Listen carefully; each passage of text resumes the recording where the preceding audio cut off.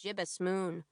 I knew it was about that high because the girl we were following was kneeling in it, submerged to her shoulder blades. She was, in fact, nude, hair center parted and long enough that the moving water tugged her head back.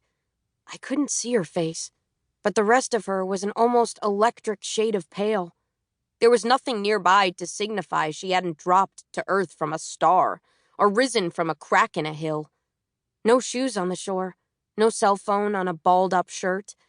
The sight of her was out of a dream, almost.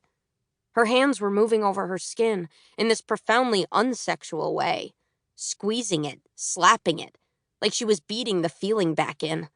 She was making these guttural sounds I had no words for. Crying, I guessed. I'd almost forgotten about Nate when he dug an elbow into my ribs and grinned, mean and quick. He thumbed his phone's flashlight on and held it out like a torch. Her head twisted, and I saw that she was around our age, maybe a little older, eyes dilated and mouth still curling around the end of a smile.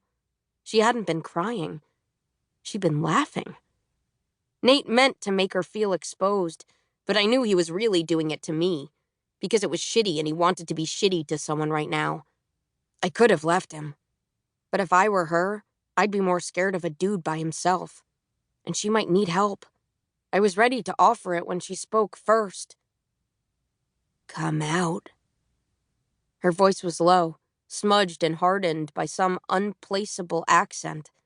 It rose into a sing-song. Come out, whoever you are! She rose like a backwoods Venus, dirty creek water running out of her hair, down her body, beating through her serious 70s bush. She whistled, piercing and clear. I said, show yourselves, motherfuckers! She was naked. She was alone. She couldn't even really see us. But just like that, we were the ones who were afraid. I felt the tremor in Nate as he saw how this was gonna go. Fuck this, he muttered. The girl stepped onto the bank. She was large-framed and underfed, her hair a sticking mermaid curtain, but the thing I couldn't look away from was how she held herself, without the barest awareness of her body, like she was a baby or a bird. With a blunt suddenness, she raised her arms, conductor style, with their palms held flat. We flinched, both of us, because it seemed like something was supposed to happen. When nothing did, Nate tried to laugh. It came out dry. She dropped into a crouch, eyes turned in our direction, feeling along the ground until her fingers found a fallen branch, thick and a few feet long. Hefting it, she stood. Nate cursed, shoving his phone into his pocket, and the girl stopped mid-stride. With its light gone, she could see us, too. Ivy, let's go, Nate growled. Ivy. The girl repeated my name. The word in her mouth was heatless, heavy. I squinted at her, confirming she was a stranger. What's wrong with you? Come on! Nate yanked my arm hard enough that my shoulder burned. Then he was stumbling away, swearing at every tree branch that swiped him, every divot in the ground. Over my tank top, I wore a washed, thin button-up from Community Thrift. I slipped free of it and tossed it in her direction before following him. Thank you, Ivy, she said, when I was almost too far to hear.